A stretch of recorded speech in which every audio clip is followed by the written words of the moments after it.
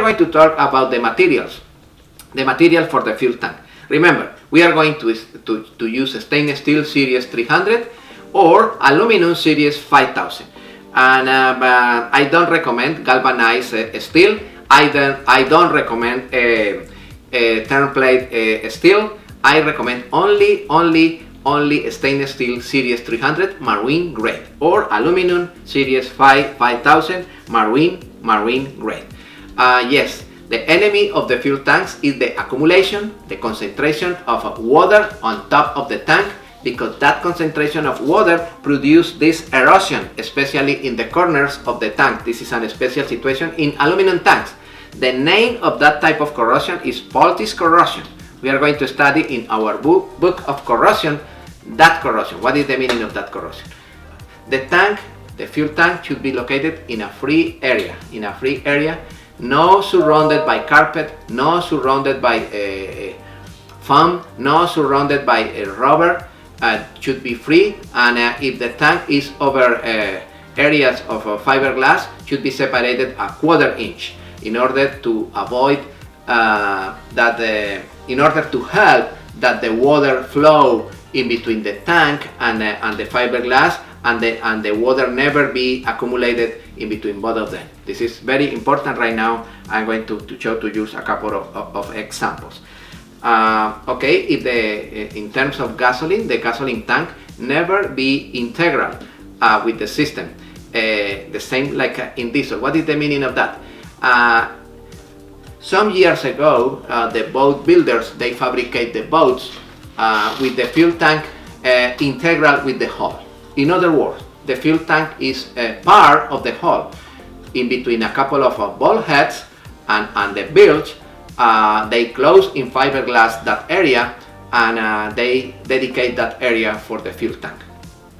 This is not accepted in gasoline because the gasoline contains ethanol and methanol, and degrade the resin and produce gel, and the gel enter in the fuel system and clog the injectors and destroy the injection system, especially in gasoline. Okay, what is the meaning of thermoplate steel? Thermoplate steel is an steel, regular steel, covered with lead and tin. This is not good. This is not good.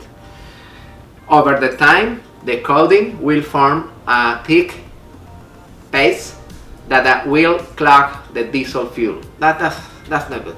I don't like that. Use only stainless steel series 300 marine approved. What is the inconvenience of this picture? Everything is okay. Feeding, aluminum feeding, aluminum feeding, aluminum feeding, aluminum feeding, copper feeding, and copper cap here. This is not good. Yeah? The more noble metal attack the less noble, and soon or later you have a leak over there.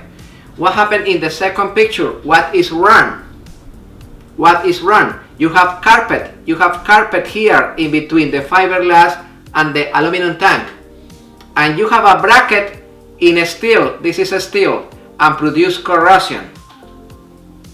This is a steel, bad quality. It's not a stainless steel. It's regular steel.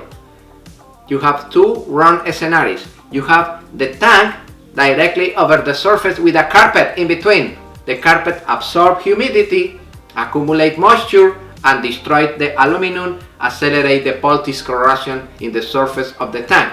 And additionally, you have a regular plain steel, the bracket here, and the steel with the contact with the salt water produce excessive corrosion, and the corrosion attack the aluminum tank and attack the fiberglass. Yes, my friends, the fiberglass can be corroded. What is the color of the fiberglass when the fiberglass is corroded? Yeah, it's yellow one. Foam material is not recommended like a support for bonding. Yeah, if you check, this is a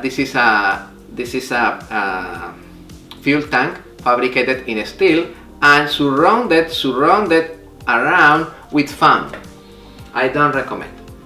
No, because it's a marine foam. No, all the foam at the end of the day absorb a little amount of moisture, avoid that the tank, metallic tank, be encapsulated.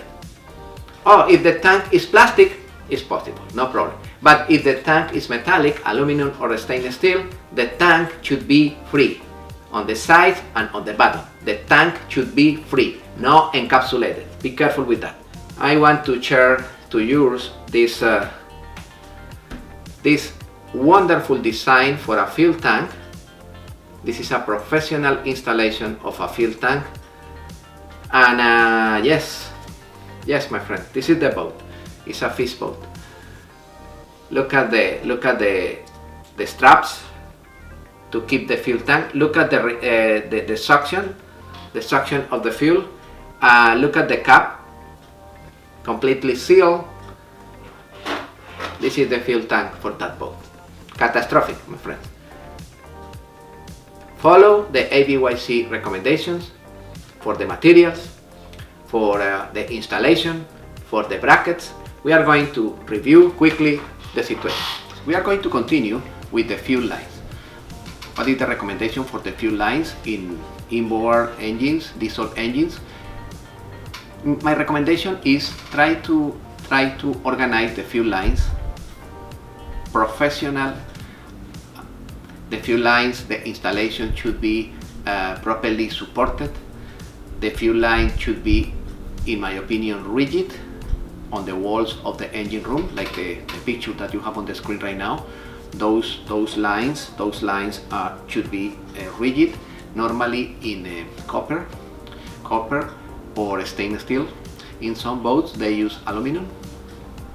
All of those are metals used appropriated. I recommend use appropriated fittings in order to connect those lines. Right now I am going to explain the procedure. And the last portion of the connection, the last 2 feet, 3 feet maximum, should be flexible. In hose type A1, normally the fuel hoses type A1 are a blue color, like the hose that you have on the screen right now, with the properly labeled, indicating that is type A1, marine grade. And this is the last portion in order to enter into the fuel, into the priming pump of the fuel injection pump. But never use copper fittings in aluminum tanks. If the tank is in stainless steel, you can use stainless steel fittings. If the tank is in aluminum, you can use aluminum fittings or stainless steel. In the stainless steel tank, you can also use copper fittings. Those connectors are excellent for fuel systems, because those connectors are hollow connectors. The fuel enter over there and the fuel continue here and enter normally at the input of the fuel injection pump.